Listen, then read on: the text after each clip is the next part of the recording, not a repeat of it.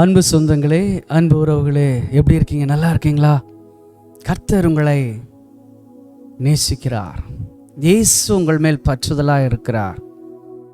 கர்த்தருடைய கரத்தில் களிமண்ணாக இருக்கிற நம்ம அவருடைய ஆவியை நம்மேல் ஊற்றி இருக்கிறார்.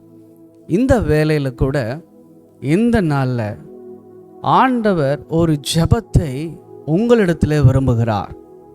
என்ன ஜெபத்தை இன்னைக்கு ஆண்டவர் விரும்புகிறார் தெரியுமா? கர்த்தருடைய வல்லமையான கரம் இன்றைக்கு நம்மை நடத்த போகிறது. பாருங்க, உங்களுக்காக ஒரு வசனம். எபிரேயர் 10வது அதிகாரத்தில் 38வது வசனம். விசுவாசத்தினாலே நீதிமான் பிழைப்பான் என்று சொல்லப்பட்டிருக்கிறது. விசுவாசத்தினாலே நீதிமான் பிழைப்பான். உங்கள் வாழ்க்கையில் நீங்கள் பிழைக்கும்படியாக கர்த்தர் உங்களிடத்தில் ஒரு ஜெபத்தை அவர் விரும்புகிறார். அது என்ன ஜெபம் தெரியுமா? விசுவாசம் உள்ள ஜெபம். பாருங்க, யாக்கோபின் நிருபம் 5வது அதிகாரம் 14வது வசனத்தில், உங்களில் ஒருவன் வியாதிப்பட்டால் அவன் சபையின் மூப்பர்களை வரவழைப்பானாக, அவர்கள் கர்த்தருடைய நாமத்தினாலே அவனுக்கு எண்ணெய் பூசி அவனுக்காக ஜெபம் பண்ண கடவர்கள். அப்பொழுது விசுவாசமுள்ள ஜெபம் பிணியாளியை இரட்சிக்கும். கர்த்தர் அவனை எழுப்புவார். அவன் பாவம் செய்தவனானால் அது அவனுக்கு மன்னிக்கப்படும். நீங்கள் சொஸ்தமடையும்படிக்கு உங்கள் குற்றங்களை ஒருவருக்கொருவர் அறிக்கையிட்டு ஒருவருக்காக ஒருவர் ஜெபம் பண்ணுங்கள். நீதிமான் செய்யும் ஊக்கமான வேண்டுதல் மிகவும் பலனுள்ளதாக இருக்கிறது. நீதிமான் செய்யும் ஊக்கமான அந்த ஜெபம் அது மிகுந்த ஒரு பலனுள்ளதாக இருக்கிறது. அந்த ஊக்கமான ஜெபத்தை ஆண்டவர் எப்படி எதிர்பார்க்கிறார்? நீங்கள் விசுவாசமாய் ஜெபிக்க வேண்டும்.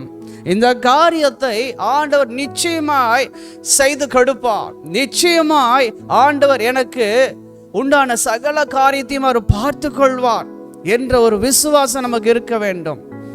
மத்தேயு 17:20-21 வாசிக்கும் பொழுது, கடுகள விசுவாசம் இருந்தால் இந்த மலையை பார்த்து பெயர்ந்து போனா அது பெயர்ந்து போகுமாமா, உங்களால் கூடாத காரியம் ஒன்றுமிராது என்று வேதம் சொல்கிறது. உங்களை பார்த்து ஆண்டவர் சொல்றார், உங்க விசுவாசம் உள்ள ஜெபம். பாருங்க, ஒருத்தன் வியாதிப்பட்டு இருக்கிறான். மூப்பர்களை எல்லாம் அழைச்சிட்டு வந்து அந்த எண்ணெய் பூசி ஜெபிக்க சொல்றாரு. விசுவாசத்தோட எண்ணெய் பூசி ஜெபிக்கும் பொழுது அவன் சுகமடைவான். அவன் பாவம் செய்தானால் அந்த பாவம் மன்னிக்கப்படுமாமா. நீதிமான் செய்யும் ஊக்கமான ஜெபம், அவன் வேண்டுதல் மிகுந்த ஒரு பலன். இன்னைக்கு நம்ம எப்படி ஜெபிக்கிறோம்? கர்த்தருடைய பிள்ளையே, இந்த காலையில் உன் ஜெபம் கேட்கப்படுது, உன் விண்ணப்பம் கேட்கப்படுது. ஆனா நீ அதை நம்பு என்று ஆண்டவர் சொல்றார். நீ அதை விசுவாசின்னு ஆண்டவர் சொல்றாரு. இதை ஆண்டவர் இயேசு எனக்கு செய்து கொடுப்பார். இன்னைக்கு இந்த பிரச்சனையிலிருந்து ஒரு விடுதலை ஆண்டவர் தருவார். இந்த போராட்டத்திலிருந்து ஆண்டவர் விடுதலை தருவார். எனக்கு ஒரு உயர்ந்த ஒரு பிசினஸை வச்சிருக்கிறாரு, உயர்ந்த ஒரு ஸ்தானத்தை வச்சிருக்கிறாரு. நிச்சயமாய் அது எனக்கு கிடைக்கும். தேவப்பிள்ளையே, விசுவாசம் உள்ள ஜெபம் பிணியாளியை ரட்சிக்குமாமா. இந்த பிணினா என்ன தெரியுமா? நம்ம நினைச்சிட்டு இருக்கிற ஒவ்வொரு டிஸ்கரேஜான எண்ணங்கள், நெகட்டிவான தாட்ஸ் எல்லாமே பிணிதான், நோய் தான். ஆனா நீ விசுவாசிக்கும் பொழுது தேவனுடைய மகிமையை காண்பாய். அந்த வியாதி என்கின்ற அந்த பிரச்சனை ஓடிரும், அந்த குழப்பம் என்கின்ற அந்த பிரச்சனை ஓடிரும்.